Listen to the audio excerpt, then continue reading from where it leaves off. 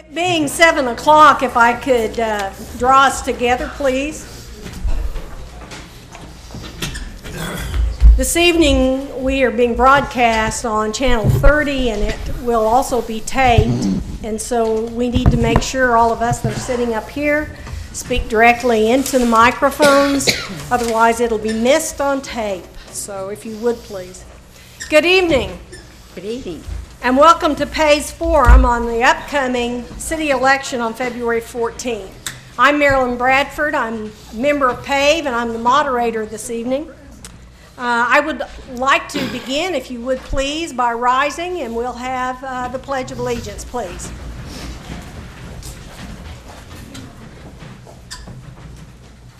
Attention, position, pledge. I pledge allegiance to the flag of the United States of America and to the republic for which it stands, one nation, under God, indivisible, with liberty and justice for all. Thank you.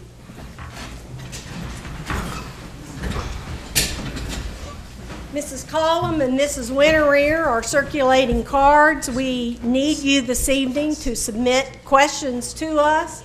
If you have questions, just hold them up, and we'll pick those up and bring those up to the front table here. So it's important that you help us with some meaningful and thoughtful questions this evening. On behalf of PAVE, we are happy to be able to participate this evening in making this opportunity available to our citizens. Also, we'd like to thank you for your participation as well by being here. PAVE stands for Pottawatomie County Advocates for Voter Education. It's an organization that is composed of individuals who are nonpartisan and strive to sponsor voter education through public forums. PAVE forums are conducted in such a manner that meaningful and civil discourse can happen.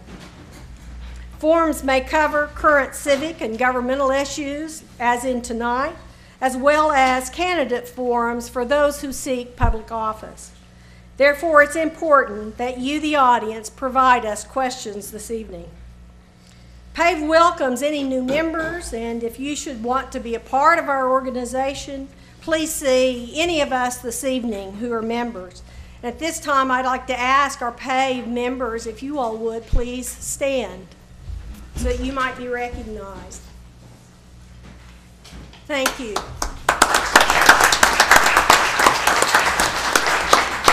I want to thank the City of Shawnee and the city staff for allowing PAVE to use the City Commission's chamber this evening.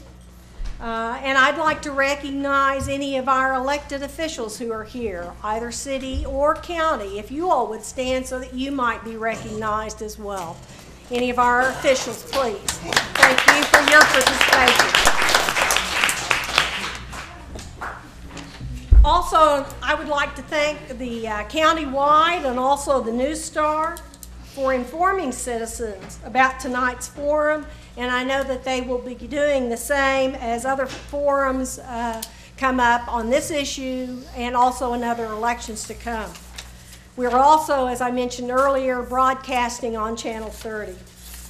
I'd also like to thank Diana Knight and her staff who are here this evening demonstrating the new voter machines. Those machines will be used in the election coming up February 14th. Join me in thanking Diana and her staff for making that possible this evening.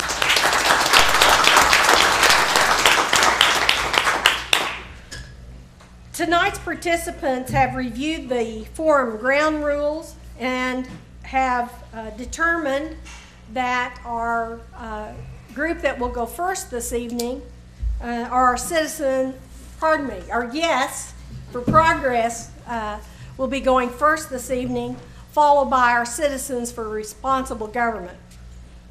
Each group will be allowed a 15-minute opening, and I believe each group has a PowerPoint presentation that they will be giving. Questions, and also we have a 15-minute opening, and then each of our groups will be given 2 minutes to respond from questions that come from the floor. Our questions are being screened tonight, as they are at every forum that we hold. The screening is done for relevance to the topic covered tonight, for any duplication of questions, and also for civility as well. And due to the number of issues that we anticipate questions about tonight, there will not be time for rebuttals. But the groups may cover any issues that they feel like they need to at the closing, and they will be given 5 minutes for their closing comments. I want to thank our representatives this evening. Yes for Progress, Jack Barrett is here this evening, and Daniel Shaughnessy. Hello. And also our Citizens for Responsible Government representatives, Mr. Jim Bowles, Mr. Phil Tomlinson. And thank you all for your willingness to participate this evening as well. And with that said, let's begin, unless we all have any questions, and we'll begin with Mr. Shaughnessy.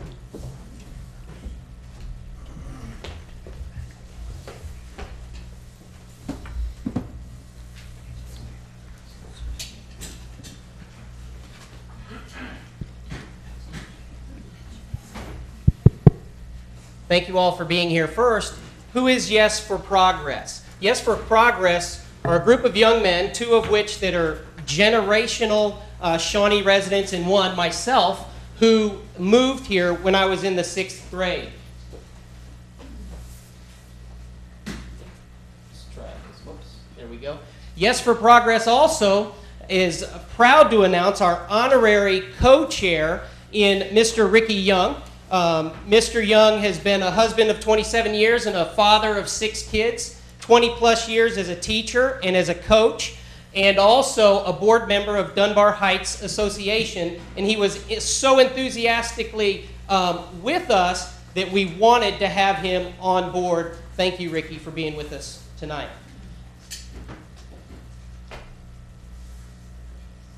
Let's go. You want to help me? Also, another honorary co-chair we have is Ryan Franklin. Many of you know Ryan to be the 2009 All-Star pitcher for the St. Louis Cardinals. We believe Ryan has a lot to say about youth athletics and the benefits of athletics to our kids and the benefits of proper facilities to go on to greatness in all aspects of life. The issues tonight are about a number of things, but really a base thing that we are looking for tonight, it's an issue about trust.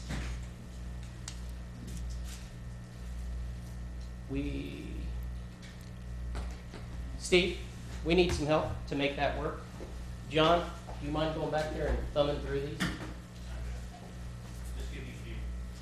Okay, I will. And Daniel, we'll make adjustments on the time here. All right. Thank you very much. Let me just get back to where we were. There. Hit 1. Go ahead and down. There are 5 distinct issues that we'll be talking about tonight. 5 ballot measures. It's not 1 vote for all 5. It is 5 different votes. Next. It's about trust. It's about trust of our elected officials. Our elected officials who, next, have spent literally thousands of volunteer hours studying and meeting publicly with user groups from all around our community. Next. Your elected officials have already withstood enormous pressure just to bring these to a vote of the people. Traditionally in Shawnee, we're used to seeing things compartmentalized, maybe a little smaller than usual or smaller than necessary. Your city commissioners have withstood pressure just to bring a vote to the people in order for us to be able to construct the best. It's about trust. These elected officials are not hiding. They want you to talk to them. They want to explain how they got where they got on these issues and why the plan is like it is. I encourage you to talk to these people. Call them. Email them from the city website or pick them out in the room because the majority of them are here. Next. Visit ShawneeOK.org. That is the website the city has produced in order to educate all voters to the facts of the propositions. It is very hard for the city to get facts about any of their business out within the community. You should use ShawneeOK.org always to look into what the city is doing and to receive the facts coming from your city hall. You can be on an automatic email list if you would like. Next. 5 opportunities, 5 ballot measures. The vote is Valentine's Day 2012. Next.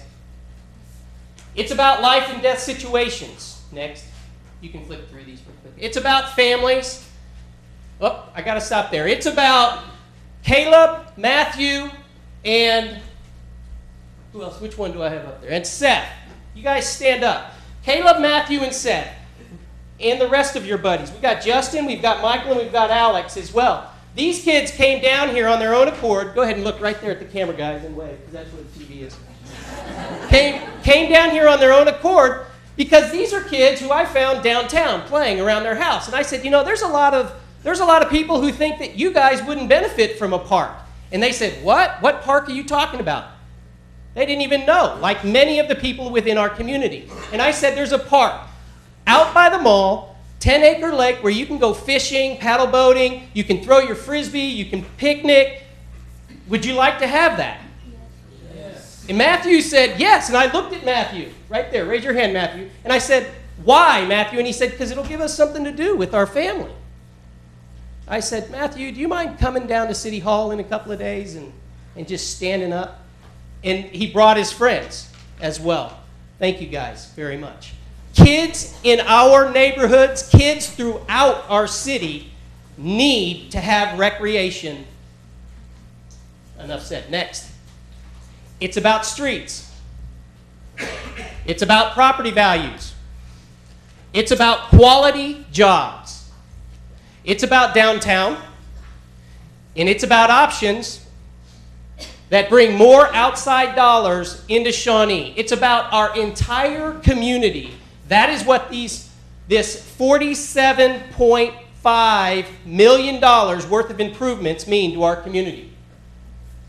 There are 4 propositions on sales tax. 4 propositions on property tax. They're individually voted on. You can vote up or down on any of them as you please. I hope you vote up on all. 911 public safety. There are dangerous communication problems throughout our city limits that could cause death or harm to our emergency responders. Or, because of the delay in communication, could cause death in emergency situations to our citizens. Woodland Veterans Park Aquatic Center, there is a pool, a major splash pad, and complete renovation of the historical building that houses the concession and the restrooms, and the historical integrity is to be maintained, as well as addressing the parking problems within Woodland Park. There is a vote for $13 million on streets. If that $13 million passes, it will yield nearly $20 million in projects for streets. And there's economic development and neighborhood revitalization. This is about jobs. It's about the retention and creation of quality jobs within Shawnee. It's about sidewalks. It's about helping us take a step closer to completing the 2008 Master Trails Plan, and it's about our neighborhoods and instantly raising property values by demolishing the derelict homes that plague our community. Next. 4 issues, all on property tax, up or down vote. Next. Daniel, you have 1 more minute. We're going to add a minute to his, right? Okay. Okay, thank you. Now, we're going to talk about outside money coming to Shawnee and what it does. An event like the IFYR brings 900 contestants to town. Those contestants, while they're here with their families, impact our economy to the tune of $5.1 million in that week. Next. That is $312 per day that they spend in our community. I can attest to that. I was a volleyball first-timer just a week ago. I went to a different community with 25 other Shawnee families. I was the only one to be a single parent. There was a few single parents. Most of the people traveled 2 parents, siblings, and some had grandparents. We went to this community, played volleyball, had a great time. I ended up staying 1 night. Most people stayed 2 nights. I dropped over $500, and I'm a tightwad. People spend money when they go to these youth events. They come to town, and they spend money, and then I go home to my own community. One of the propositions is for Expo Improvements and Family Activities Park. Both bring outside dollars into the local economy. Both deliver new retail, restaurant, and hotels.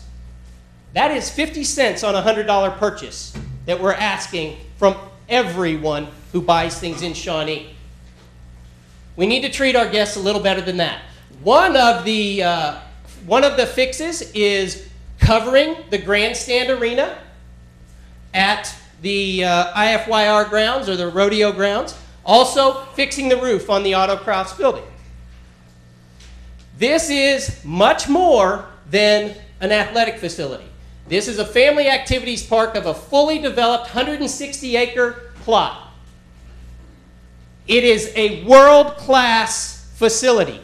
Go to yesforprogress.org or the city website and look at the pictures. It is not something that is run-of-the-mill. This is designed so when people come, they go back to where they're from and they say, have you been there yet? Because they're coming back the next year or the next tournament and they're bringing more people with them. Shawnee, this is a chance for us to be great. This is a chance for us to have the best facility in our state. Also, it has, you saw, 12 ball fields, 8 soccer fields. Those are lit and done properly. You also have areas for football, lacrosse, rugby. You have disc golf, fishing, paddle boating. You have 2.5 miles of rustic or paved trails. And this, my friends, is a real cost estimate to build the park. There are line-by-line projections that you can go online and look at how your dollars are going to be spent. And it totals just under $17 million.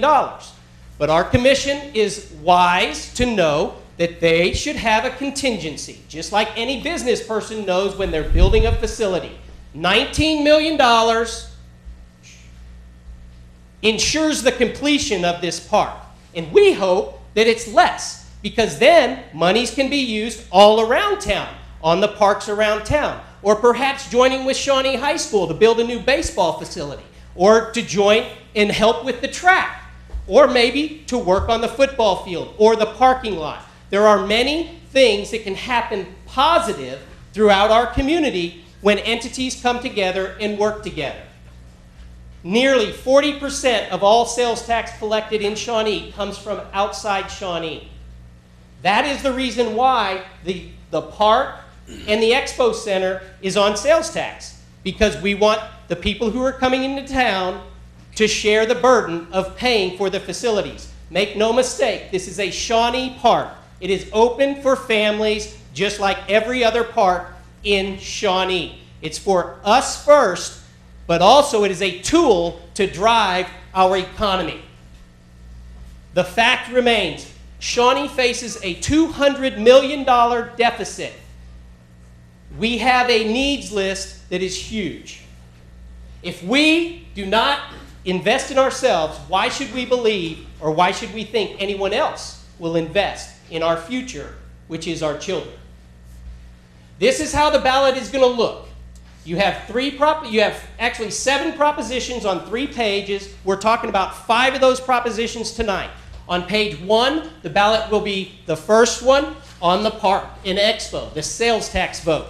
Item number 2 and item number 3 are Woodland Veterans Park and public safety. Item number 4 is streets. Item number 5 is economic development and neighborhood revitalization.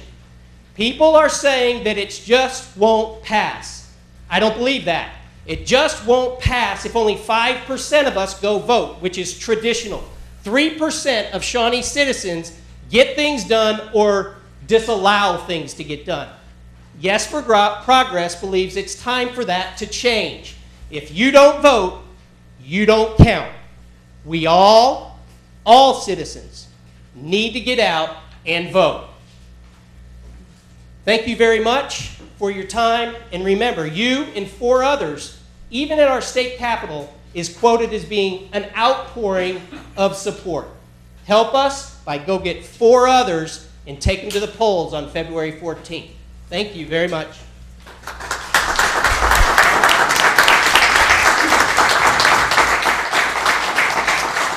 Thank you. Thank you, Mr. Shaughnessy.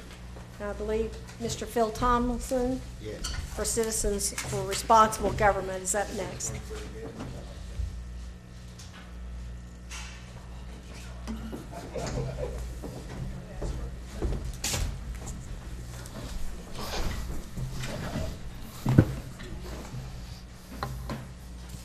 Hello? Is that on? I'm Phil Tomlinson. I've lived in Shawnee since 1967, and I'm now retired. In the nearly 40 years I've lived here, I've voted for every bond and sales tax issue for schools and city improvements that have come up. I find myself this time opposing this issue, and I just wanted to tell you a little bit about why. And so I'm with the group called Citizens for Responsible Government, which is a group that opposes the bond issue. And I want to agree, first of all, with what Mr. Shaughnessy said. I think that all the projects that are outlined are things that would really be nice to have for Shawnee.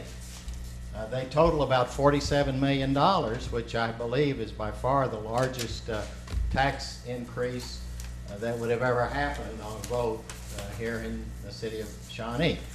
And they're all things that would be nice to have. But they're a little bit like my wife said that as she taught school at Will Rogers Elementary for years, that if she asked her second graders during the year how many of them wanted a new pony, every one of them raised their hands.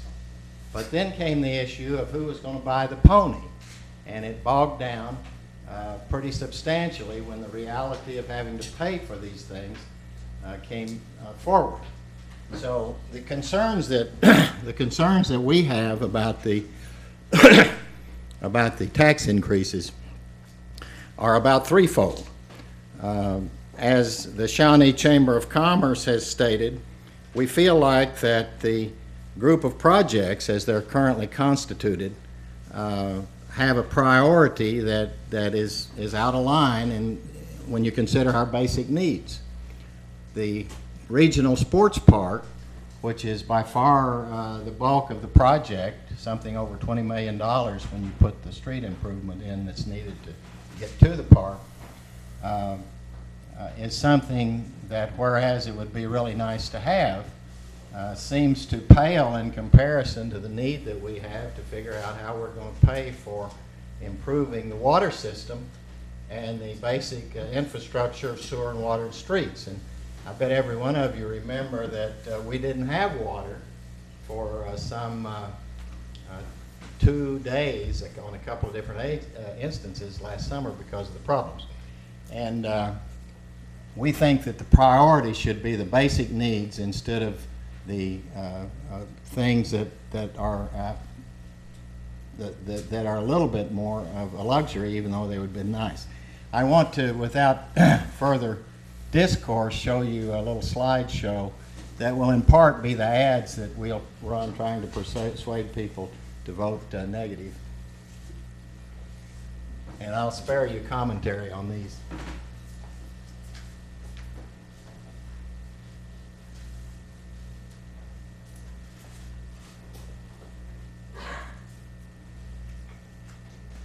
Will you switch those for me as I signal?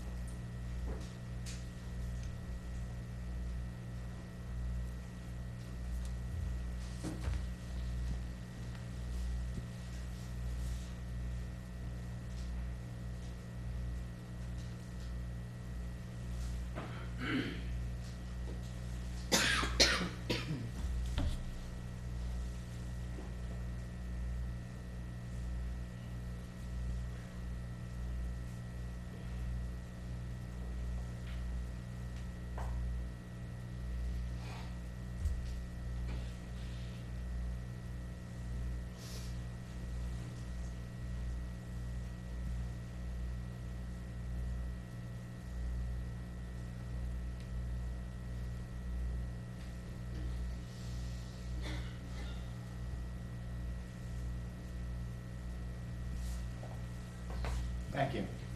So, in summary, we feel that while the projects would all be nice things to have, that the priority, particularly of the rather extravagant park as opposed to basic infrastructure, and the method of financing in using both ad valorem tax or property tax along with the sales tax, which is the normal method that Shawnee has used to finance these kinds of projects, are such that we'd like to see this voted down and reconstituted into a much smaller tax increase issue that had just the more critical projects in it. Thank you.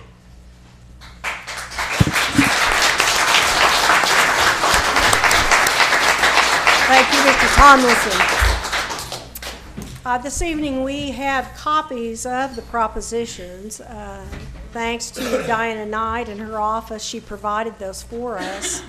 And we have some of those copies up here on the corner of the desk. So any of you that would like to have a copy of those propositions, you're welcome later this evening to take one with you if you'd like. At this time, I'd like to ask that you write down some questions. Right now, I think I have about 3 is all that I have. So, oh good, we've got some others. So that's wonderful, thank you. We'll start first with Citizens for Responsible Government, and we'll ask both sides to respond to this question, and I'm happy to read it again. So this is directed to both groups. The study on the ballpark stated that it will cost more to keep up the park than the park will take in initially.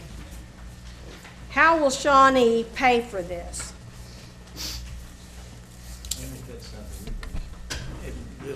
Can you hear me? Is this on? Okay. I've read the study. You better tell them who you are. They're not as well known as I am. My name is Jim Bowles. I'm a certified public accountant. I'm a retired investment banker and financial advisor.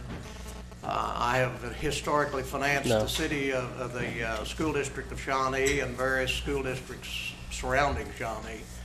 I've been retired from that for some time. I've lived in Shawnee for about 40 years. So that's who I am. Some of you here I do know who I am. The question is where is the money going to come from to support the park? Because even by the study, it will not support itself. There's only one place to get that money, and that's from the third penny sales tax that we made permanent in 1998. There's just no other place to get that kind of money. So I think that answers the question. Mr. Barrett or Ms. Shaughnessy, would you like me to repeat that question? Or? No, we haven't. No, thank you.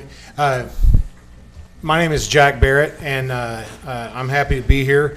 The study from the OSU Extension Office did not take into account the fees and gate fees that the park will earn as these tournaments are presented. Of course, it's free to the public to use the public facilities there, but as tournaments are held, this facility will make money in gate fees and concessions, and also rental fees for the public spaces and pavilions. And the numbers that they're going by also, some of the expenditures that are pointed out in that year to year only count for the very first year and outlay of cash to pay for equipment that will last for many, many years. It's also my feeling that maybe it's not such a big deal that it completely pays for itself, because what it does is it'll drive the economy here in Shawnee, raise sales tax collections, which are flat right now, and that will pay for it. And the money that additionally goes into to the city coffers will increase and more than pay for that and other improvements to the city. Small tournaments that are going on currently in Shawnee with just 25 teams on a very small field or group of fields nets $7,000 in a weekend. That's not gross. That's what it nets from gate and from concession revenues. The park itself, just like any business, while it's being built, of course it's not going to generate revenues. But what happens is that it draws new people once it is open, and we have to remember that we're providing our community with a basic need. That's called recreation for our children and recreation for our families. And families and children are important. The next question is directed to Mr. Barrett.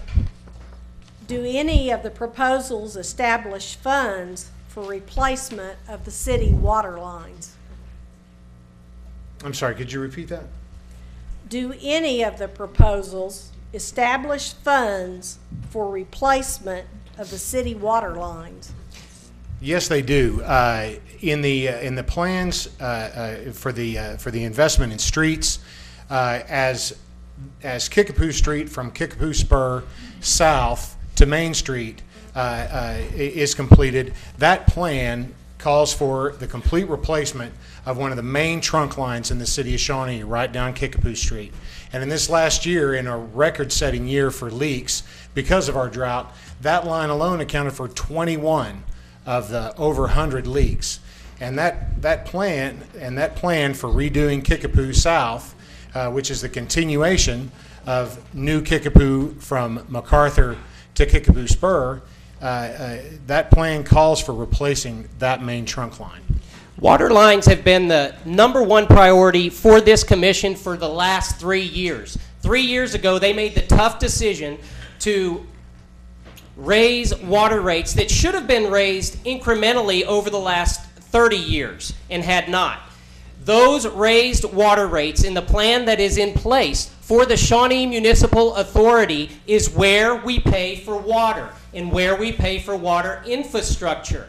The plan for our water is top priority for our commissioners, and our community will not be without water. Also, the record-setting year that Mr. Barrett was talking about is statewide. It's not for Shawnee. Shawnee was not the only community that experienced record-setting water breaks, and the fact of that matter is because a drought is harder on water lines under the ground in Oklahoma than freezing temperatures. This just happens to be the year in which it happens. And we're talking about decades of neglect.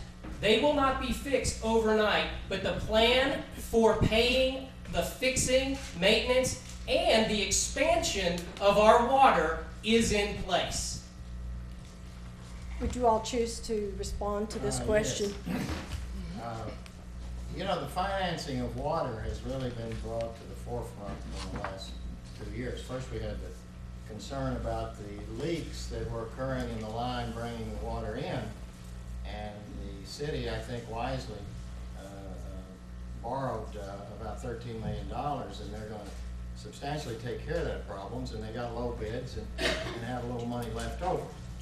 But the problem of the overall lines in the whole city of Shawnee really became apparent in their age with all of the over 111 breaks in a 2-week period last summer, being completely out of water, and it brought it to the forefront. It brought it to the forefront enough that the council has commissioned an engineering study, and I believe set aside $500,000 to pay for a very detailed engineering study to find out what it will take, what physically do we need to replace, and how much will it cost.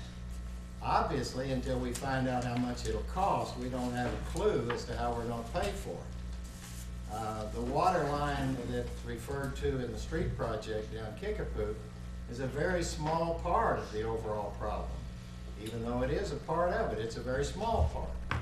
And how that will be paid for and what money will be available for that will probably be more determined by how much money the city is able to convince the Oklahoma Department of Transportation to put into that Kickapoo project than whether or not this bond issue passes.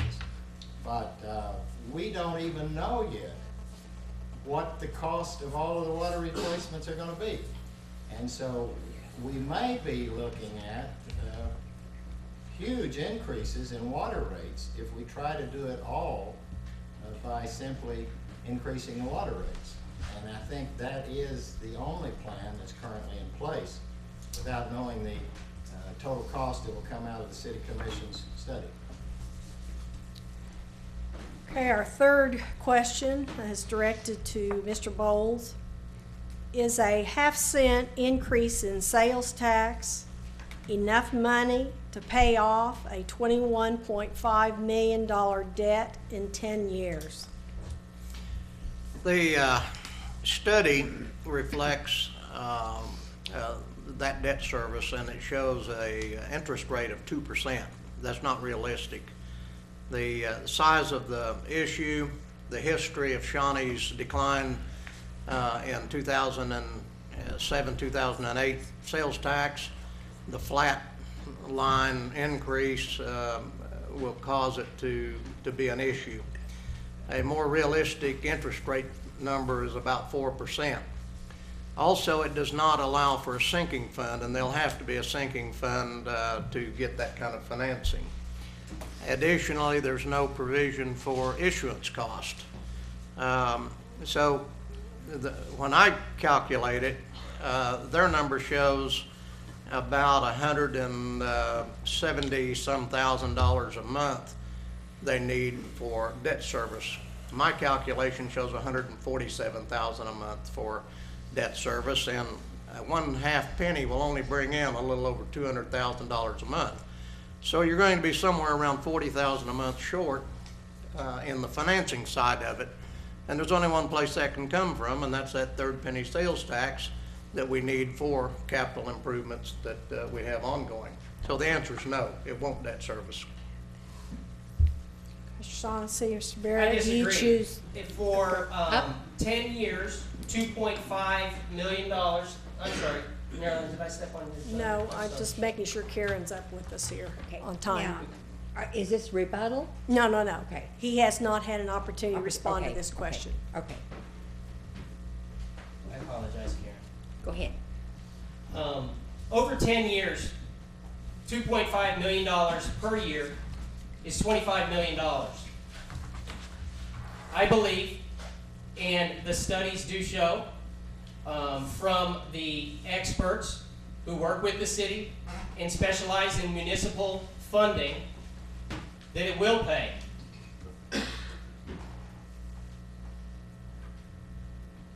Okay, thank you.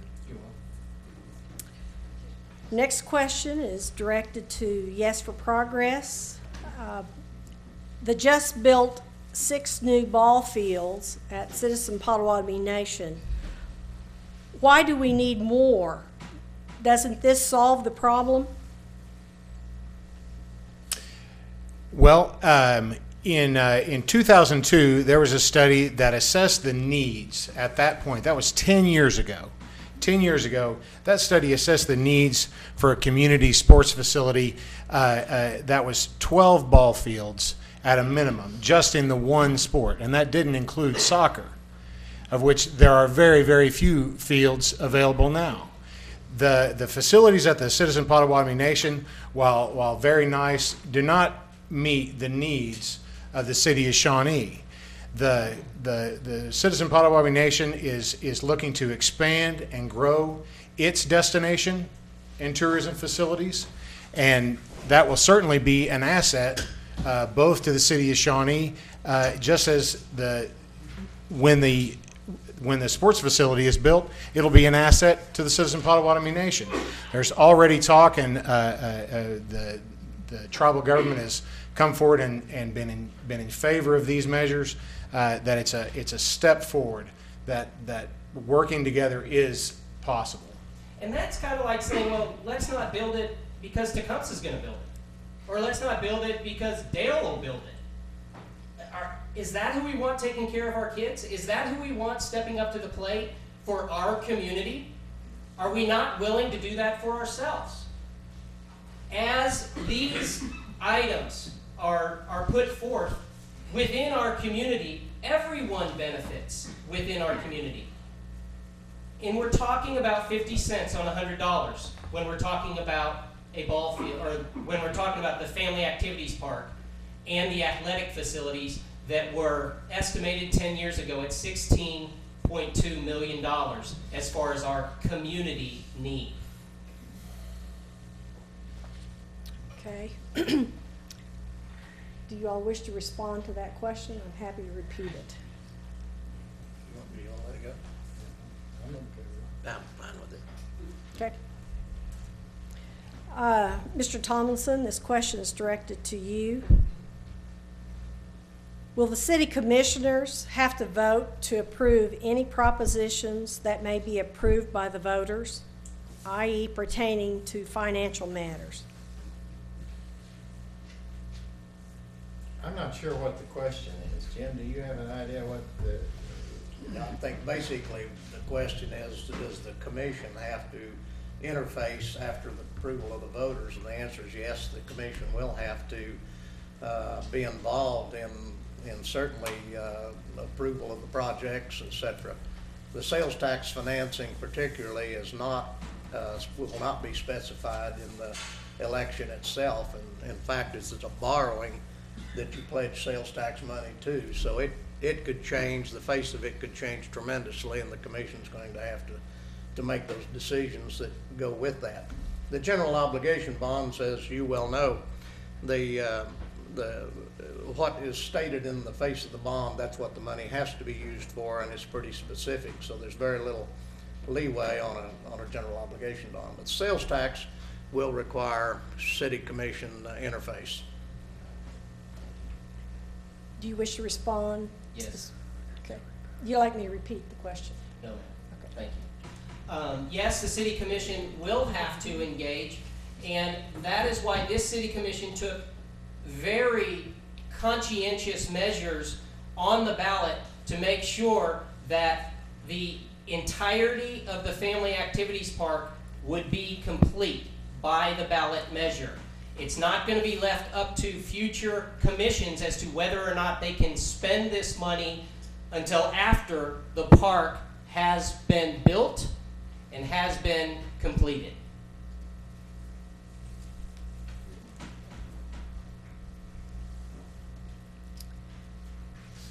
This question is directed first to Yes for Progress.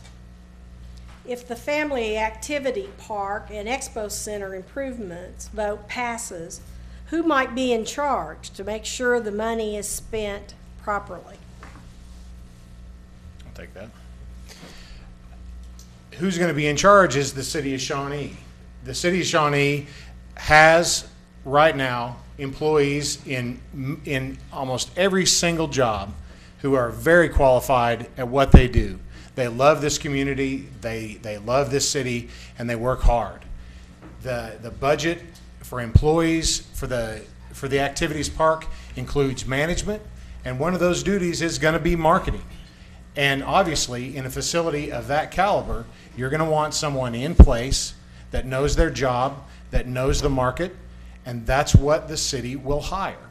Just like when they hire a chief of police or a fire chief, they hire someone qualified. Do you all wish to respond Yes. to this question?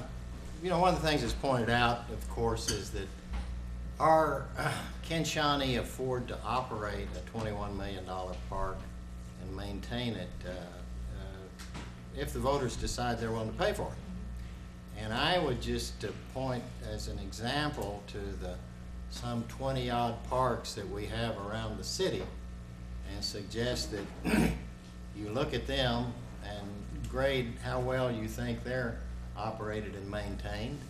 And I don't know of any particular reason that this one would be done any better.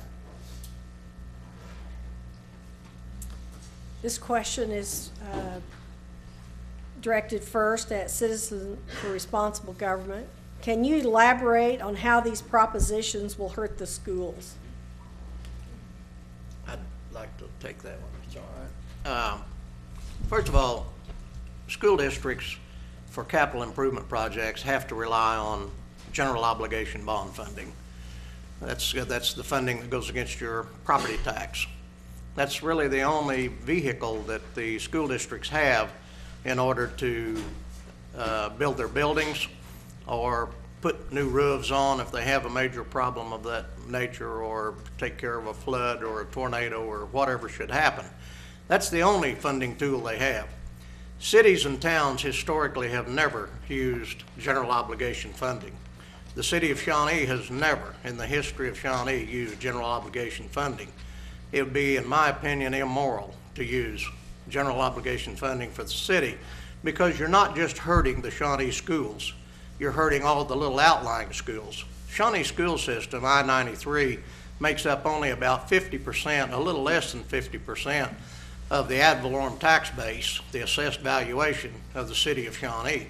These outlying schools and dependent school districts, including part of Tecumseh and part of Bethel and part of Dale, and some of those school districts are part of the city of Shawnee's tax base. So you're not just hurting Shawnee School District, you're hurting all of those school districts.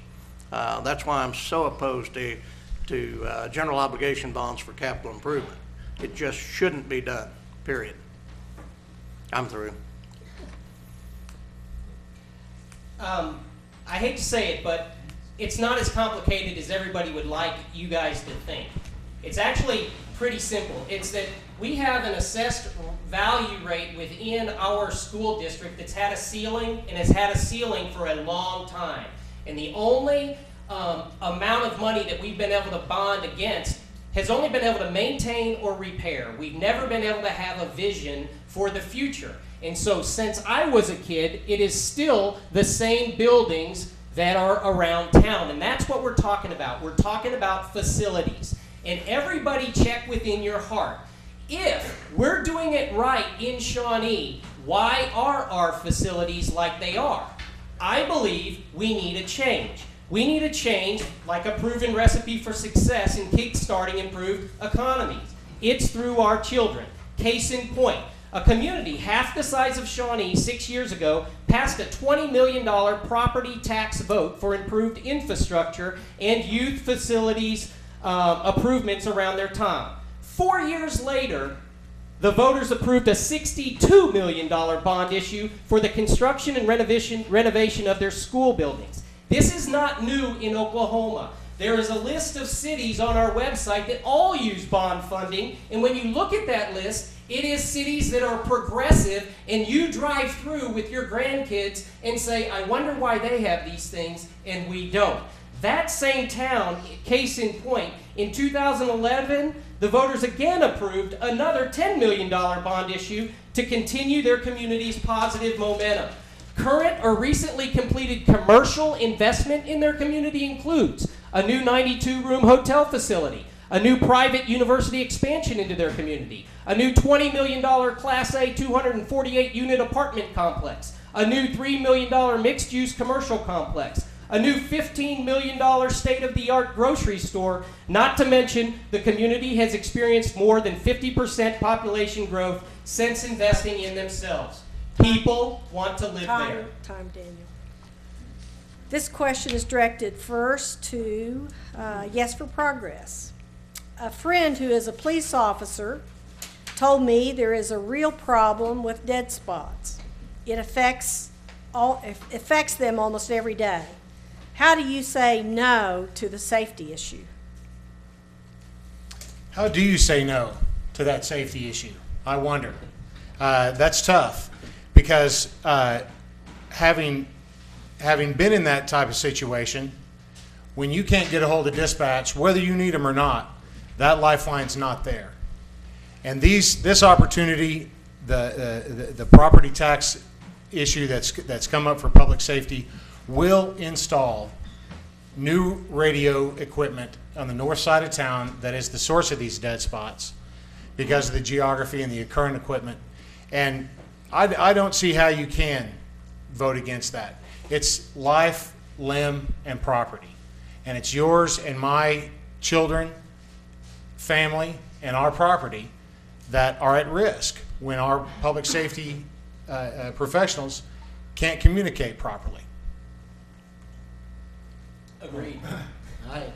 I don't know of anybody that would be against that, and I certainly think that when, or if, and when this bond issue and property tax is cut down to maybe half of the 47 million, that should be one of the lead projects that's put in there to let people vote yes on. Okay, this question is directed to Mr. Bowles. What is the difference between financing with sales tax versus financing with general obligation bonds? Sales tax financing is just that. In this particular example, a case where we're looking for a half-cent increase in sales tax. Currently, the city of Shawnee receives 3 pennies. The county receives 1 penny, the state receives 4.5. We have a current tax rate of 8.5%. The new 1/2 cent would generate about a little over $400,000 a month. There's not a bond issue that goes along with that. The city will borrow that $21.5 million, and they'll pledge the half-cent sales tax to secure that indebtedness. In that they're going to be short, they're going to have to pledge more money than the half penny. The half penny won't do it. They'll either have to, when it comes time to do the financing, that the banker will have to actually cut the size of this project down financially, or we'll have to reach over into the other penny, the third penny sales tax, to get enough money to satisfy them. There's no way, and I can tell you from years of experience, and I've talked to 2 investment banking houses in the last couple of weeks to confirm my concerns. This is not financially feasible. It's just not. But general obligation bonds are property tax issues. That's what goes, you in effect, your house and your real estate is what gets assessed for the 46 million, or the 26 million. Bond funding is very specific in the ways in which it can be spent. Sales tax usually is not. In this particular situation, as I've mentioned before, the specific nature of the ballot and how it's read ensures that our community will build a $19 million sports park, estimated at $17 million to build with its contingency.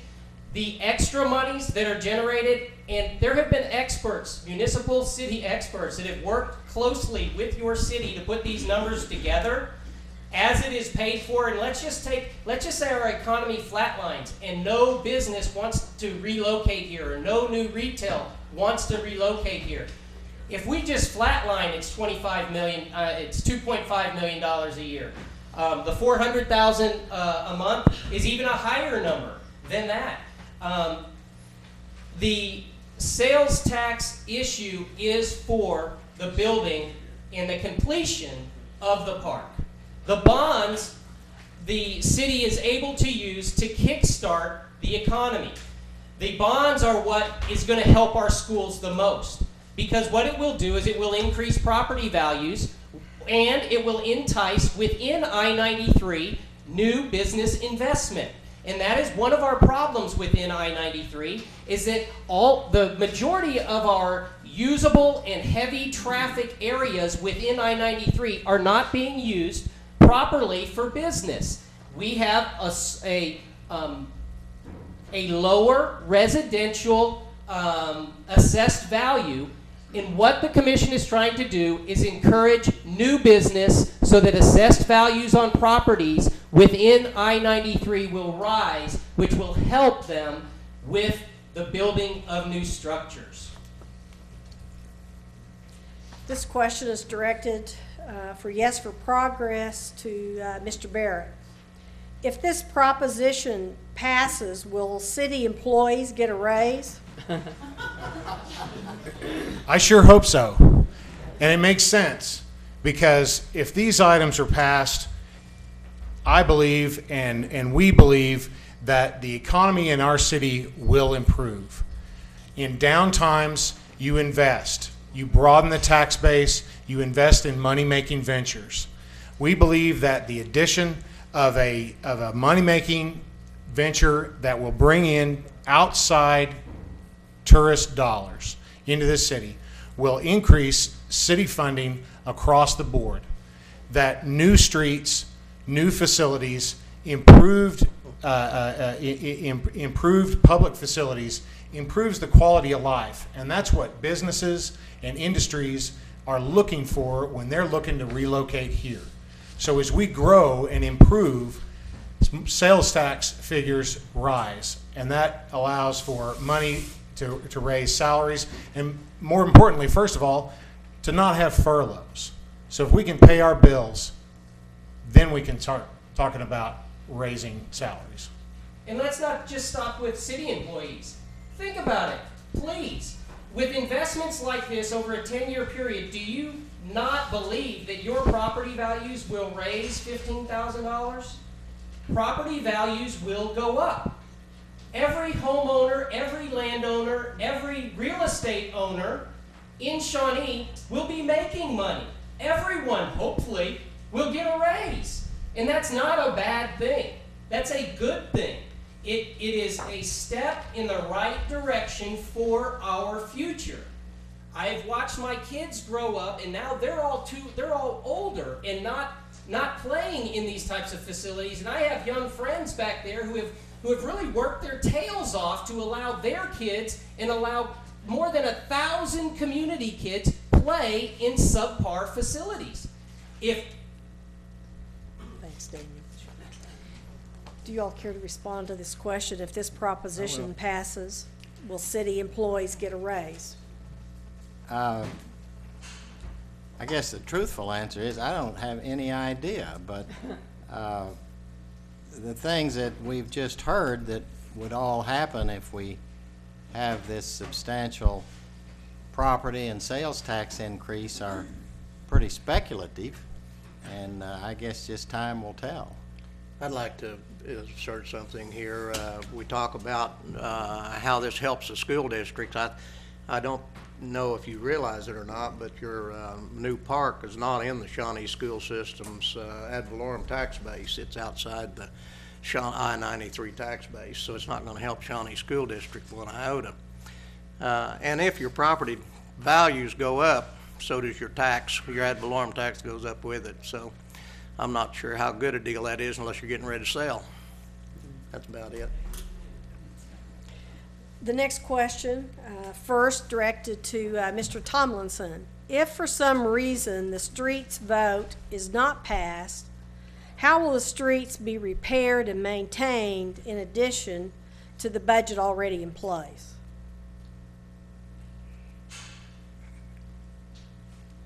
It's my understanding that the city, as was promised in the sales tax that was done 1998. in 1998, set aside about, I believe, $2 million a year.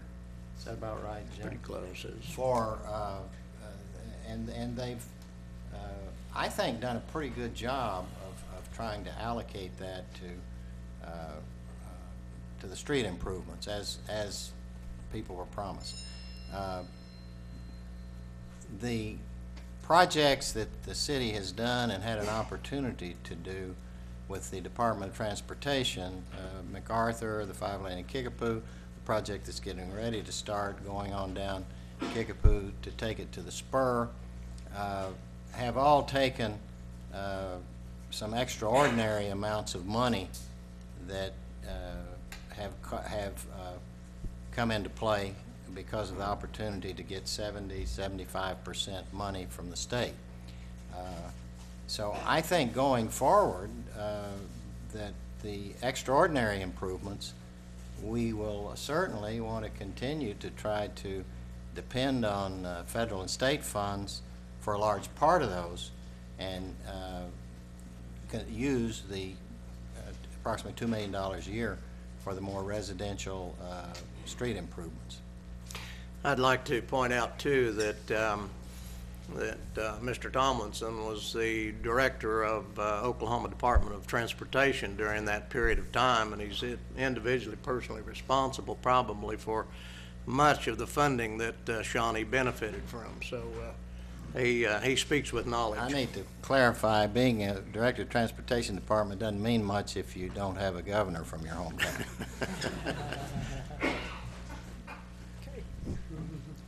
Do you all wish to respond? Could you repeat the question? Yes, be happy to. If for some reason the streets vote is not passed, how will the streets be repaired and maintained in addition to the budget already in place? In addition to the budget already in place, well, we can always hope for an upturn in the community, in the economy. We can hope that with the status quo, with things just like they are right now, we can hope that we'll make more money, and that way the city will gladly spend more money on streets. It's always been a priority. That's a running joke in Shawnee as long as I've been alive. Is the streets are poor, and the city commissioners and city staff know that, and so they're going to put as much money as they can. The problem is they don't have enough money. We need to expand the tax base, and part of that tax base that would expand, that is in I-93, is the park that is in I-93, and the surrounding properties, which will be quite valuable once a fully developed 160-acre family activities park goes in. So that will certainly help that. The half-mile leading up to the park and the entrance of the park also in I-93. But not to mention all the retail that big box stores and restaurants that will accumulate because money follows money and people. The investment into our community is what this is about. It's about increasing our cash flow into the city so we can better maintain and plan for our streets.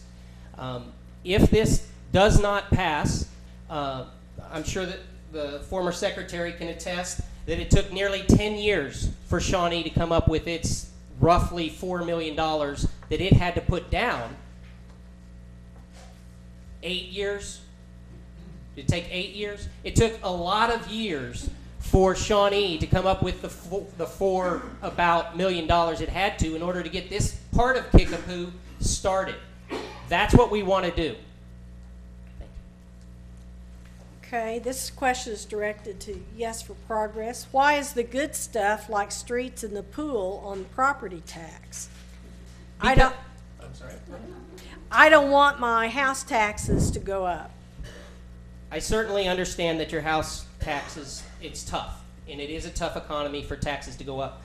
But let's talk about the substantial tax increase that we're talking about here. We're talking about on property tax, if all $26 million passes that is on property tax, the average household in Shawnee will be impacted less than $10 a month. That's less than me and my wife go out anywhere to eat one time a month. That's less than a lot of us would feel going out of our pocket. But I am not underestimating that amount for those on fixed income or those who really will feel that. I understand that.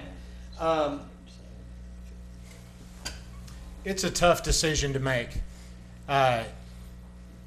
We realize that persons on fixed income, or whether you're not on fixed income, taxes take a bite out of everyone. Taxes take a bite out of mine. My taxes stand to go up considerably because of this. And not just from the 50 cents for every $100 worth of groceries, but property taxes as well. But my feeling is pay a little to get a lot. And what's wrong with doing something for the community as a whole? Maybe we need to look outside our own selves just a little bit and think about the good of the community. We can all contribute a small amount. May be tough, but if we all contribute a small amount, the gains will be huge. And everybody in this room, I'm sure, already gives outside themselves, which is very important. But the point that Jack made about the investment and the return is huge. And the things that are on property taxes are logically placed there because it's It's things that we all use within our community. If there's anybody in this room that really believes that you're going to get by with $10 a month for sales tax increase, you got to be kidding yourselves. You're living in a dream world. And that investment banker can't tell you what it's going to be right today. You're not going to know what that assessment's going to be until the deal's done, and you get that tax statement, and you get the assessment thing from Lois King, and you see what it is. And it certainly is not going to be $10 a month, people. I can tell you that. I might comment on the question about if the street issue fails. I think my reaction to that would be similar to the reaction to the police and fire equipment, the communication equipment. That if this issue fails and the side of it that has the streets, which are the taken out of the property tax, that should be a very high priority item if it's reconstituted into something maybe half this size for financing, along with, I think you're identifying those really critical needs that should be in a future package. Okay, our next question is directed to Citizens for Responsible Government. Mr. Tomlinson, can you explain the Department of Transportation match money of $7 million for Kickapoo Street? Are you for it? Am I for it? Yes. I just read them. I'm not sure where this number came from. The city has secured and has written contracts in addition to the 5-lane completion of Kickapoo, which they were able to do without a. In addition to the 5-laning of North Kickapoo, which was done without any local funds, and the recompletion or remodeling of MacArthur Street toward the hospital, which was done with only about 10% state funds. The project that's supposed to be awarded for construction in the next few months has, I believe, $5.8 million that's committed contractually to the city. The mayor would know that better than I, and that does require a 20% match, which the city, of course, has set aside. I don't know if the question is referring to the next project that the city has asked for, which they have asked the Department of Transportation to join with them to do a engineering study to then take the 4-laning on down to Farrell, where you have the complete west side 4-lane. But if that's what the question is referring to, then the amount of participation that will be available from the Oklahoma Department of Transportation will have to be negotiated at the time that the cost is known.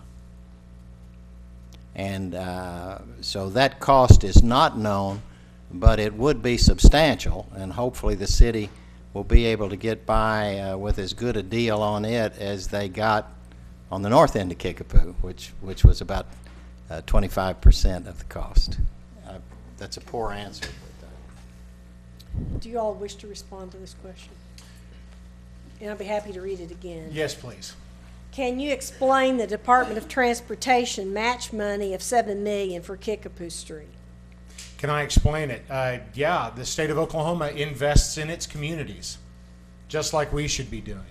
The state of Oklahoma puts monies into streets and roads in communities and requires matching funds, because if you've got some skin in the game, you're going to deliver. You're going to step up to the plate. When you get something for nothing, then you don't appreciate it as much. We paid for a large portion of the projects that the state has helped out on. Our brand new airport terminal is part of that. We had to dip into city funds to come up with matching money on that. But look what it got us. It got us a top-notch marquee facility in the state. There's nothing else like that in any regional airport. And the city, they know how much they're going to get. It's $7 million. number wasn't made up. They were told that by the Department of Transportation. So our 13 million gives us access to another 7 million in state funds. And when Mr. Tomlinson was secretary, as Mr. Bowles mentioned, I mean, we kind of had a trifecta at that time in the sense of we had the governor, we had somebody high up on the Department of Transportation, and we had the Secretary of Transportation as well. And one of those still remains, so hopefully we still have some good graces up there. But the last time that we tried to work that deal with the state without our money in place, it took nearly 8 years for it to come together. And that's a long period of time. What we want to do with these projects is make it happen sooner. Okay, our next question is directed to Yes for Progress. Respond to raising taxes when over 70% of students are on free and reduced lunches.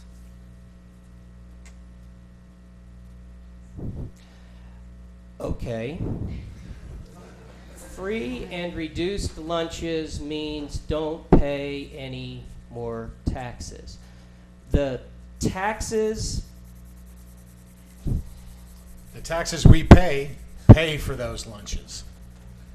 And what happens if there's more kids next year that need those meals? We'll pay more taxes. What if the streets aren't smooth enough to drive on? What should we do? What should we do? And if we want to talk about our kids, let's talk about the real problem. I mean, we have a 50% or plus divorce rate. We have some serious family problems within our community. And those serious family problems, I contend, are because families have a hard time finding things to do in our community. This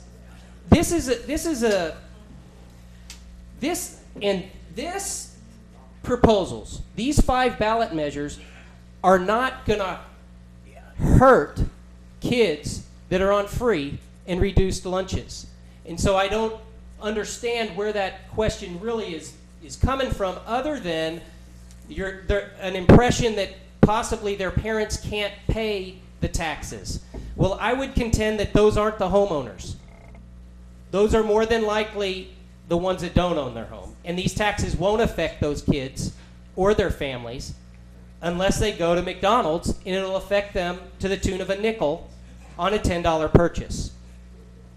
Plus, those children that are on free or reduced price lunches, if we expand the economic development, bring new businesses in here, maybe their folks will get a better job, maybe a new industry, high-paying jobs, not just restaurants, not just retail, but industry, people that are looking for great places to start. Poor people pay taxes too. When they buy things, they pay sales tax. When they rent property, they pay ad valorem tax, because the renter has to pay the landlord enough money so the landlord can pay his taxes. Don't think for a minute just because someone doesn't have enough money to own real estate, they don't end up having to contribute to the ad valorem tax problem. They do. I'm an apartment house owner. I have other rental properties, and let me assure you, when ad valorem tax goes up, my rentals have to go up. I have no choice. So don't think for a minute that poor people don't pay tax. They do. Okay. If you all would just help for a minute, we need to wait till Karen can clear to start the timer for the next group. So just give us a little extra time And here. both sides just get 1/10 in every question, is that correct? Yes, Yeah. that's Does correct. it go back to? This is for both also, and we'll begin with Citizens for Responsible Government. Why can't we, or can we, use these propositions to fix our water problems? And how will you get water to the park? Well, we don't know how to get water to the park. That would be the cities, but I assume they'll have to pay for a water line to extend to the park, I think you have the same problem with sewer, but I've heard the estimate it's going to take about $1.8 million to run water and sewer from where it is now up to the park. I don't know for sure that that's a good number. If these issues pass, they simply don't address the fixing of the overall problem with the antiquated water lines that are breaking and so on. That's just not included. That is not addressed. I think one of the concerns we have is that if we take this bonding of ability up as to where we basically borrowed out, because that's what the bonds and the sales tax are, you're borrowing money. If we take it up to where our credit is pretty well maxed out, then we're certainly not going to have an option of using that credit to fix the water lines. And that's why I'm concerned that we ought to do that first and see if we have anything capacity left rather than something like the park and a few of the other issues that are on here. Okay. Would you like me to repeat that question? No. They're two separate entities. The Shawnee Municipal Authority is what is set up and what is designed to pay for our water and our sewer needs. The decades of neglect have occurred, and that was because commissions and all of us in the past would not withstand a water rate increase. It's a very tough thing to go through. And many very good civil servants have sat up here and had to contemplate that issue and couldn't do it because of the lambasting that they would be taking publicly. This commission has made tough decisions.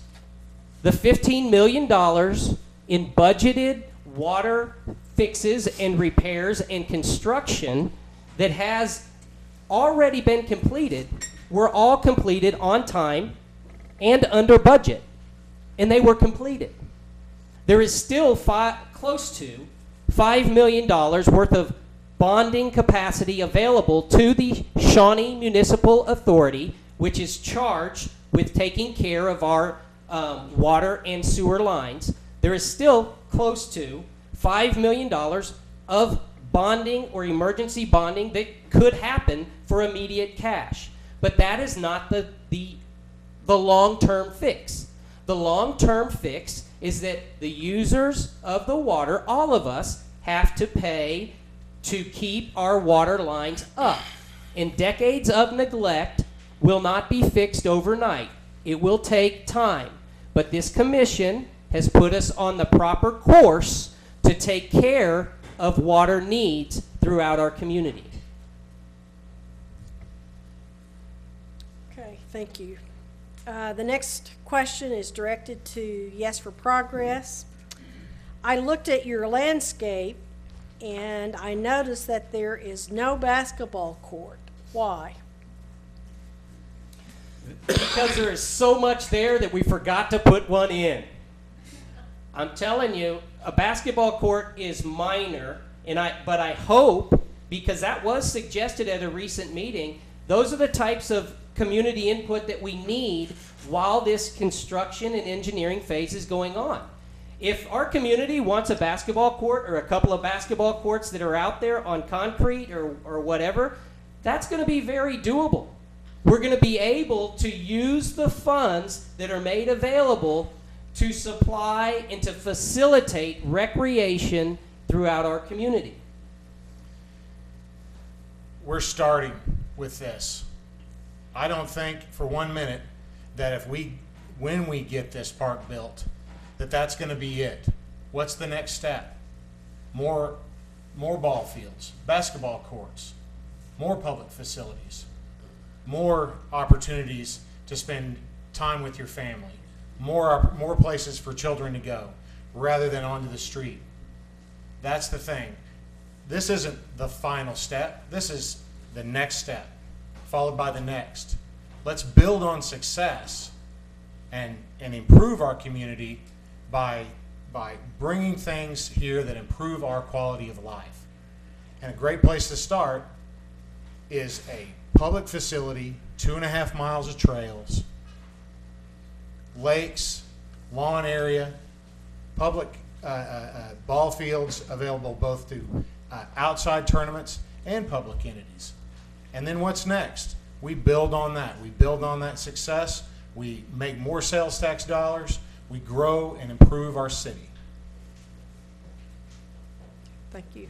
Do you all wish to respond to the last Oh, one?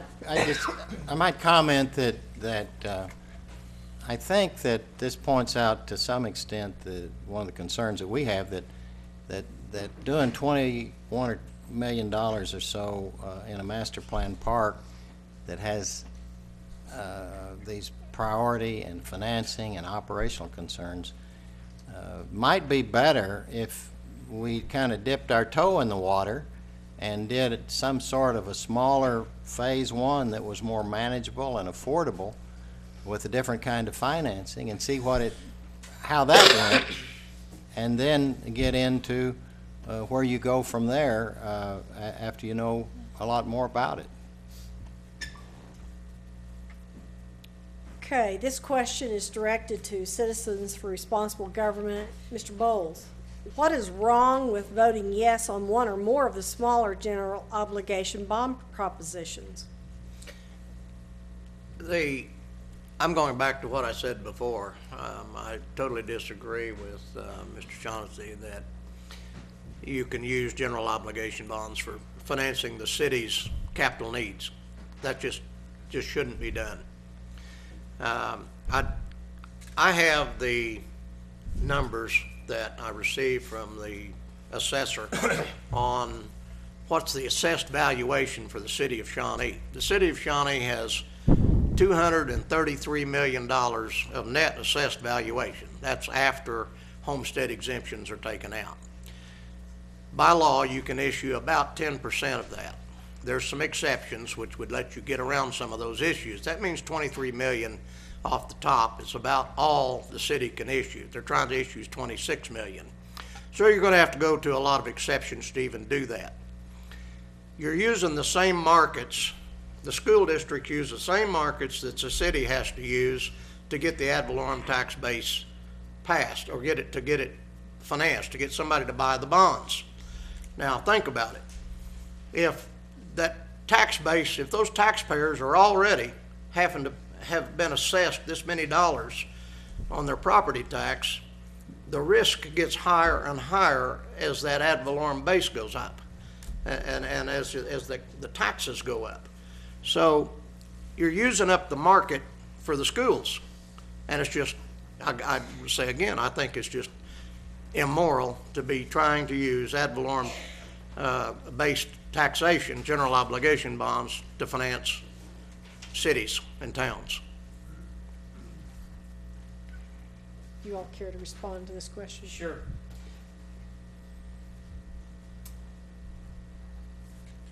Planned improvements conscientiously considered the low assessed property values within the core of our city and the needs of our community students.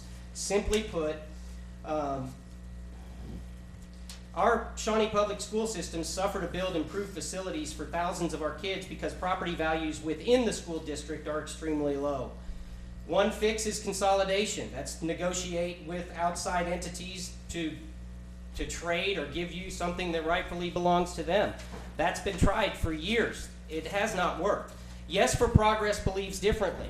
We believe we, as a community, should step up and fix our I-93 problem. We do this by investing in ourselves and our kids, by creating an environment that draws new, big box retail and top name restaurants into Shawnee, and specifically into the currently rundown, ideally located properties throughout I-93. This raises property values for all owners and helps our schools recover from half a century of inadequate funding possibilities. You try to bring that ceiling up is what we need to do. Within the school districts, there is a lot of wasted property that if we invest in ourselves with improvements that all of us know are necessary when we drive to other places that are thriving, places that are using GO bonds right now, like Tulsa, Broken Arrow, Oklahoma City, Bartlesville, Moore, Norman, Yukon, Midwest City, Enid, Ponca City, Ada, Ardmore, not to name them all. It is not a new idea to use GO bonding to try to kickstart and help a community's economy and to help their school systems. I would say that those communities are looking out for each other. Okay, the next question is directed first to Yes for Progress. The park is so far north, no kids can get there. Why not build it closer to town? I think we addressed that earlier. It sounds to me, I mean, really, and I want to say this in love, but it sounds to me like we're using our children that live south of Independence or in this area as an excuse not to invest in them. It's really kind of a weird thing. That's why I asked Seth to come up here and Matthew to come up here and Michael to come up here, is that these kids, when you talk about these things, and I'm talking about kids in these neighborhoods right here, their eyes light up. It's like, we're going to be able to do that, or we're going to be able to get that. And talk to area coaches. Kids make it to ball games. The hard part is getting them to practice. In a season, even now, practices do not occur at the game fields. Practices will be occurring in these fields down around these children who have great needs. It's not about hurting these kids that you have to be concerned about building a beautiful park. And the number keeps being used that it's 20 million or 21 million. Please don't be fooled by the newspaper that like to use that number for the last, I don't know how long. The number is not 20 million. To build the park, it is $19 million, and that includes overages already. The kids down here, all the kids, why are we differentiating our kids? All the kids need to have a place to be able to go with their families and recreate. In this day and age, you know as well as I do that these kids are not walking uphill both ways with inner tubes tied to their feet to the ball field just to practice. They're getting rides, they hop on their bikes. All in all, it's barely over a mile from the middle school where we send our children now. Do you all wish to respond to this question about the park is so far north, no kids can get there?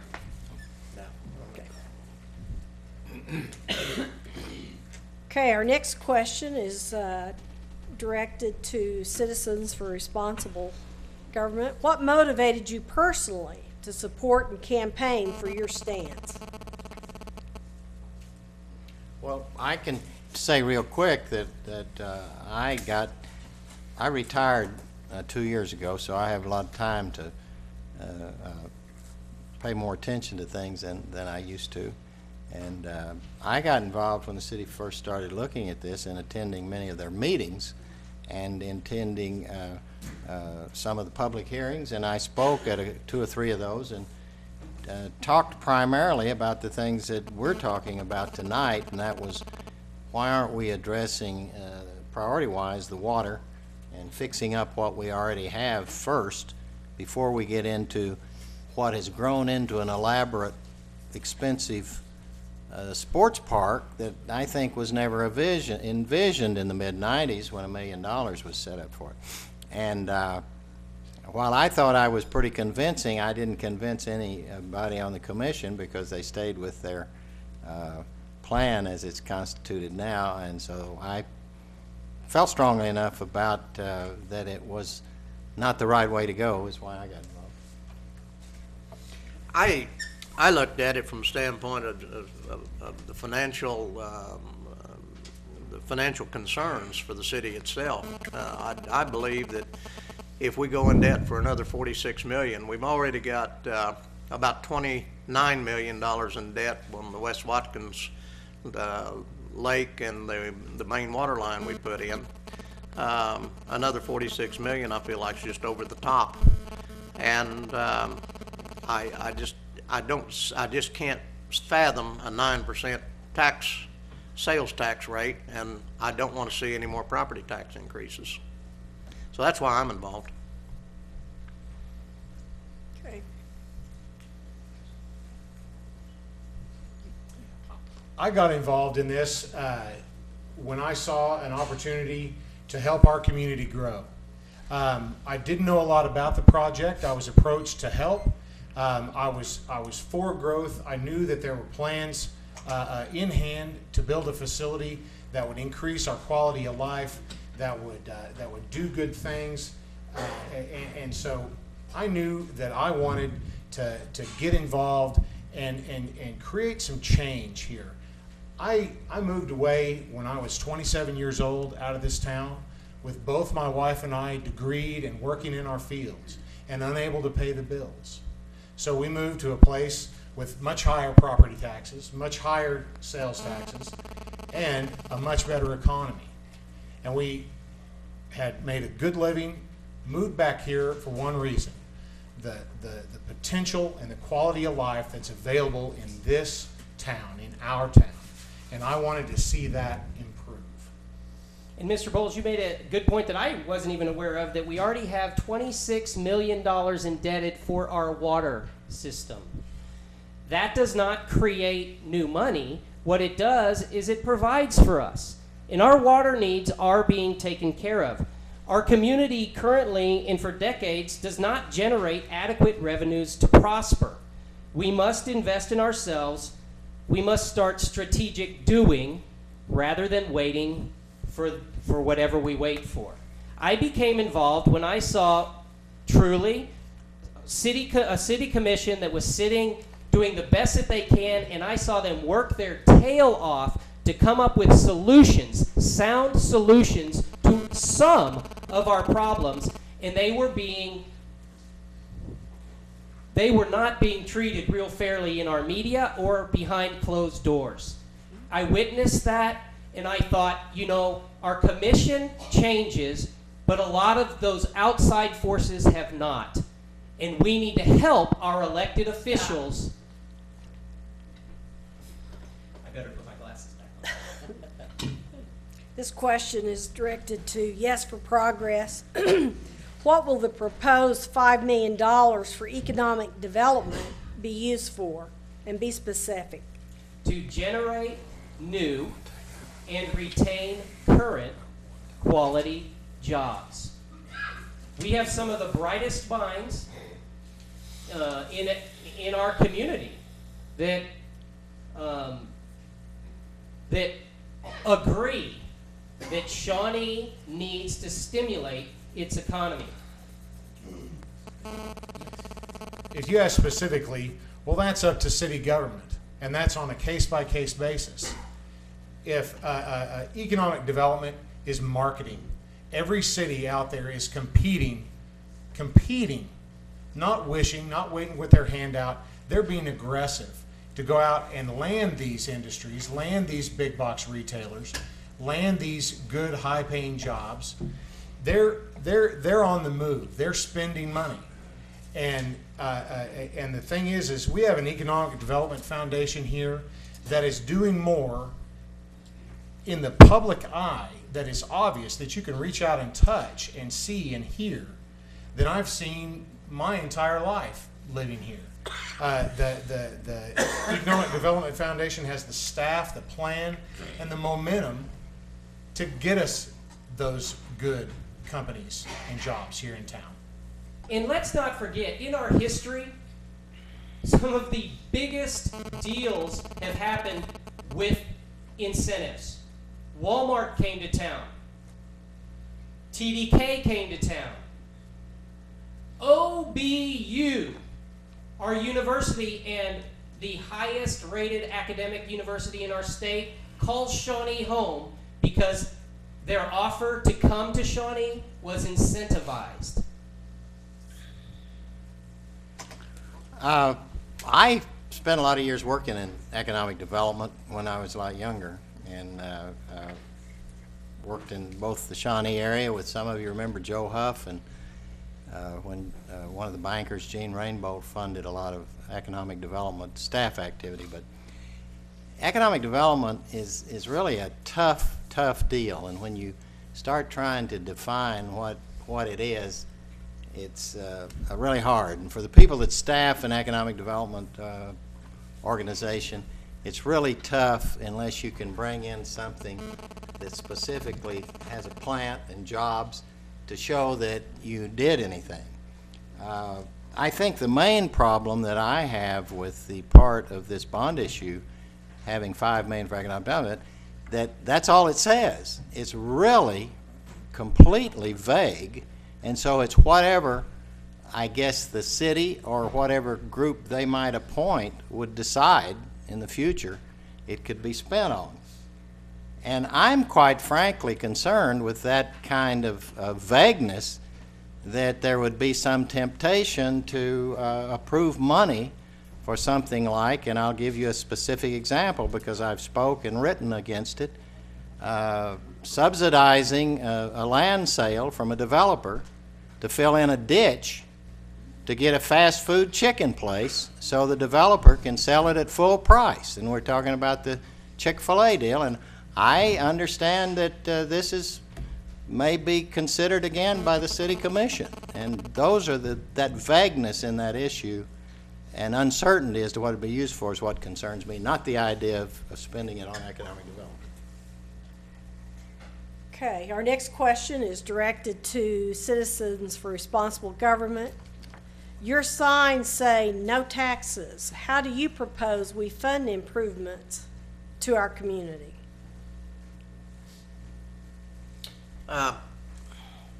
Well, I think we need to go back and take a hard look at the third penny that we voted to make permanent in 1998. Terry Powell was city commissioner at that time, and I was prepared to oppose making that penny permanent because I felt it needed to be reviewed every 10 years just to keep the commission honest and stay with their program. I believe that we, number one, need to go back and look at what we're using that third penny for, where the money has went in the past, what it's going to be used for, and what we're going to use for in the future. I don't believe, first of all, if we're going to have a tax increase, I feel that it needs to be a sales tax issue. And I don't believe that you want to raise sales tax in this soft economy that we have right now. It's possible down the road that we might look at a sales tax increase, but we do need to look around us at all of the other communities that we share the market with. And we're a market center for many of the smaller areas. So we compete with the Midwest cities and the Normans and the Edmonds and people like that. And I think we need to stay in a fairly comfort zone with those type of communities. So if we're going to look at a tax increase, I think we need to let our economy repair itself to some bit. But we first need to take a hard look at that third penny. Sometimes Jim and I disagree. I'm not against some form of tax increase. I just think that I'd like to see this cut down to about half its size so we don't choke on it and do it into a much smaller issue that only has the really critical things in it. Do you care to make a Could you comment? repeat the question? Sure. Well, actually, this is directed to theirs. How do you propose we fund improvements to our community, if not through taxes? Well, Jim brought up the third penny. Look real hard at that third penny. It was made permanent. And what are we doing with that? We are improving the Expo Center, which will allow it to make more money. That's what we're doing. We're redoing the parking lot. We're installing 50 amp service. The city of Shawnee, our community, is investing that money, your sales tax dollars, back into the community to make more money. And the people do not choose. I've heard this before that, well, we're at 9% sales tax. Someplace else is 8 or 8.5. Someone is going to choose to go there instead of here. I'm sorry. Maybe I'm a fool. I've been told that. I don't choose things like that. I choose on one thing and one thing only. What can I get there? Do I go to Midwest City to shop? No, I stay here. But where I shop is here. But if someone from an outlying community bypasses us to go to the Target, when we could have spent a few $1,000s in the long scope of things to generate hundreds of thousands of dollars worth of income, sales tax dollars, I'd say that's money well spent. And when we talk about smaller projects, that's our problem, is that we don't have enough money because we have a lot of small projects. Jack touched on the economic development driver the Expo Center is. That is the model that we use with the park north of town. It is to drive new revenues. If we build just another park for $12 million, first of all, whose kids are going to be left out this time? Is it going to be soccer again? Is it going to be baseball again? Is it going to be softball again? First of all, who's going to answer that question for those kids? Okay. Our next question is directed to Yes for Progress. What sport fish will be in the lake? What sport fish do you want? Who's asking that I question? suggest we have several deeply involved public forums to discuss that at length. Because our city commission very highly paid for the work they do. They do. They get a lot of grief and appreciation for what they do. That's a great question. I would hope that there are a crappie, because that's just about the best pan frying you can get right there. And we have some professional fishermen. If whoever asked that question would like to have suggestions on what fish, because we're not the professional fishermen. And the best thing to do is form a citizens advisory board, and that professional fisherman can be in charge of choosing those fish and passing that advice on to the city commission. You care to comment about fish? I like all of them. Okay, moving on. We're about to the end here, so we're very close. Depending, and I'm directing this to Citizens for Responsible Government, depending on your stance, are you for or against all the propositions? As they are presently constituted, i.e., some of the, as someone pointed out, some of the best stuff on the ad valorem tax, and some of the things that seem like luxuries on the sales tax, I intend to vote no on all of them. I'm opposed to the sheer size of the sales tax issue. I think it's, we don't have I'd like to drive a Mercedes, but I'm driving a Toyota.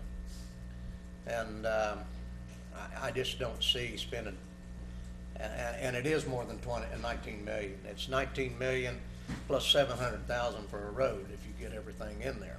So I just can't see spending $20 million for a park out there. I don't have any problem. I was all for a sports park that's something more like Chickasha's got, or something of that nature, about a $7 million deal.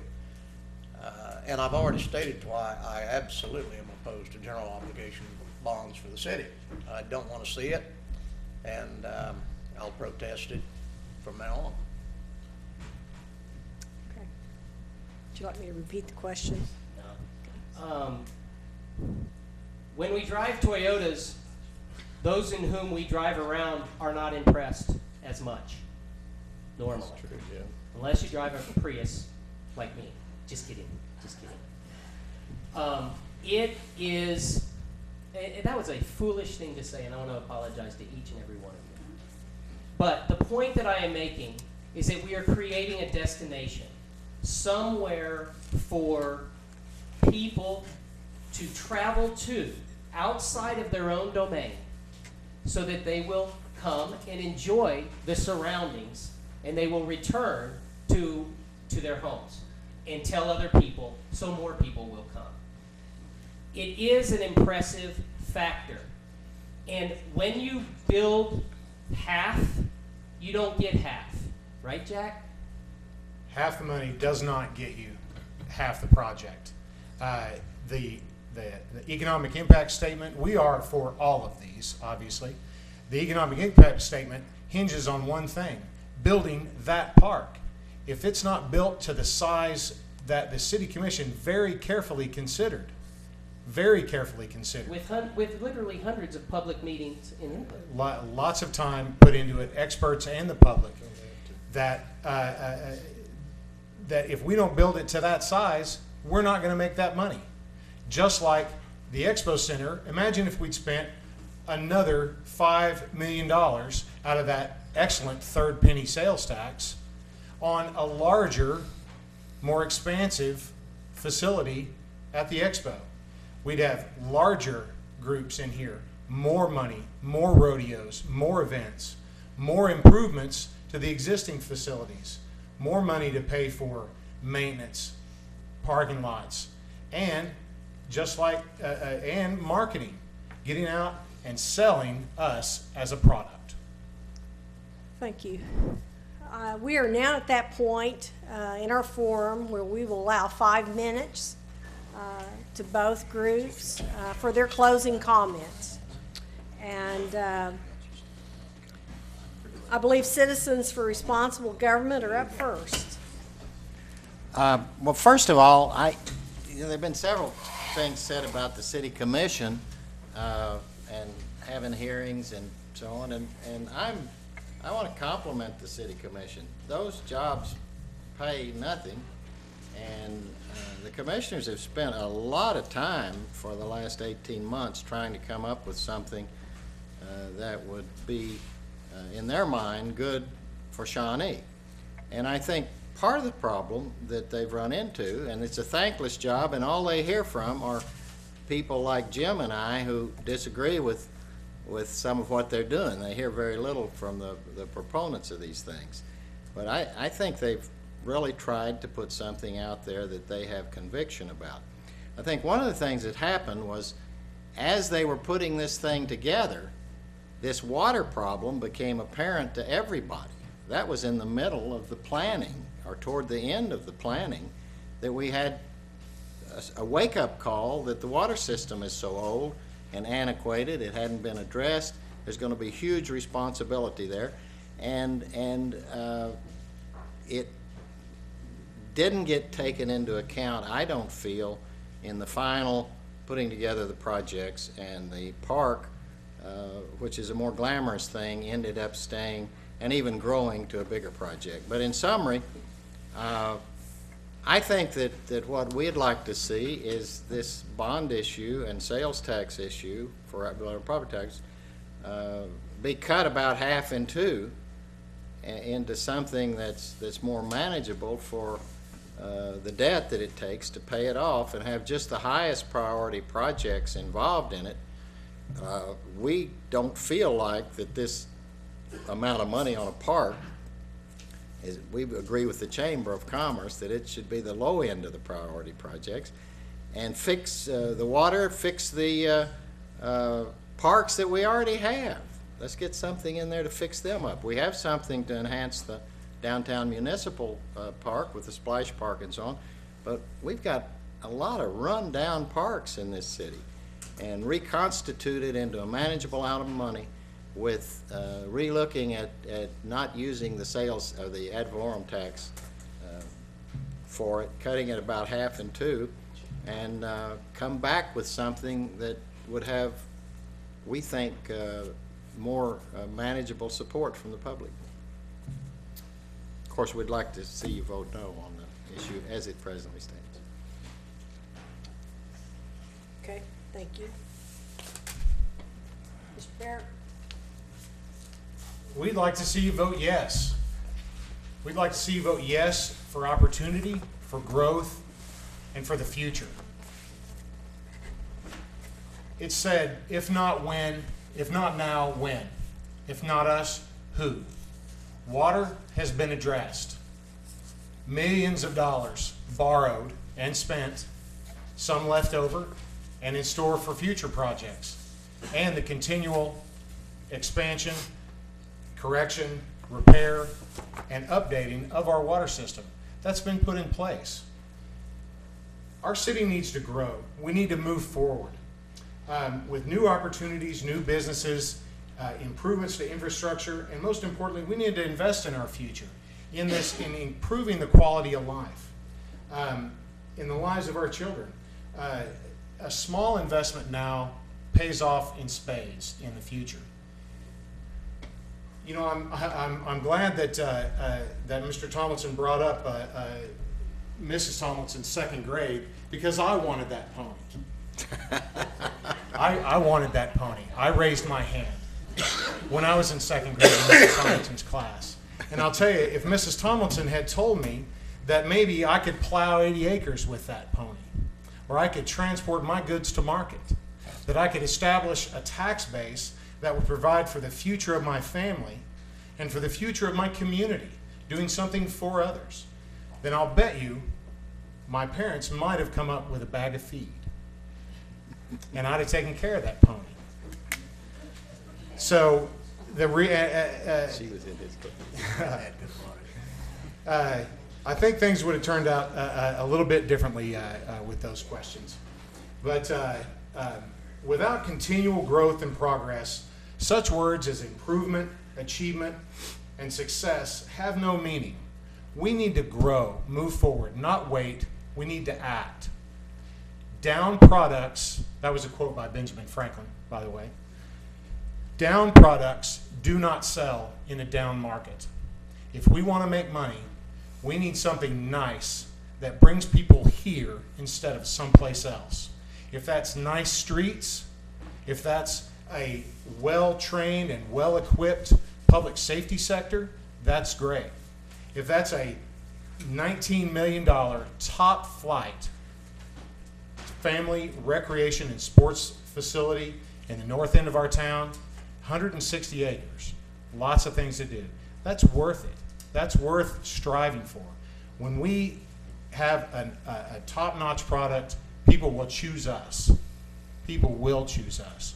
And that's what I want. I don't want to have my son and my daughter move away to earn a living.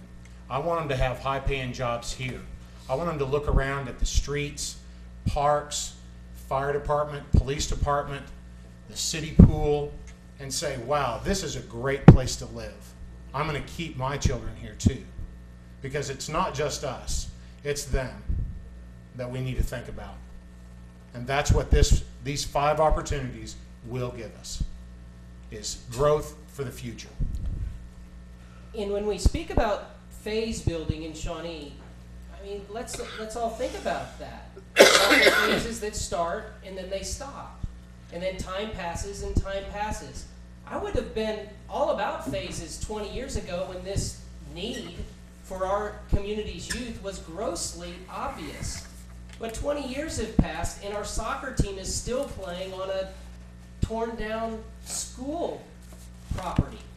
And I challenge you, if you don't have a kid playing soccer, drive around Shawnee and try to find where they play soccer. Because you can't. It's difficult.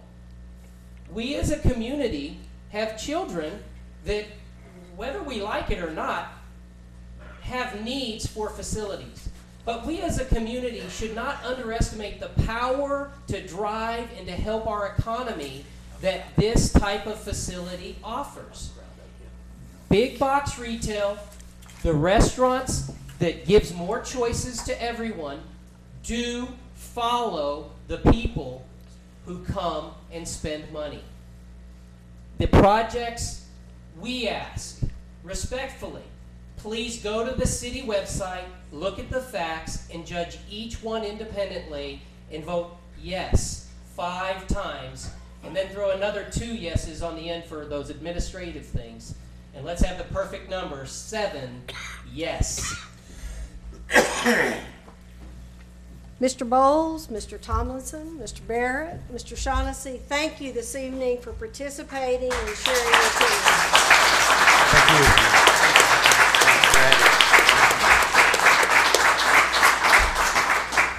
And citizens, thank you for submitting your questions. We appreciate that. We appreciate your participation. Thank you for being here. And remember, democracy's not a spectator sport. Exercise your right. Please vote February 14th. And good evening. Thank you, good job.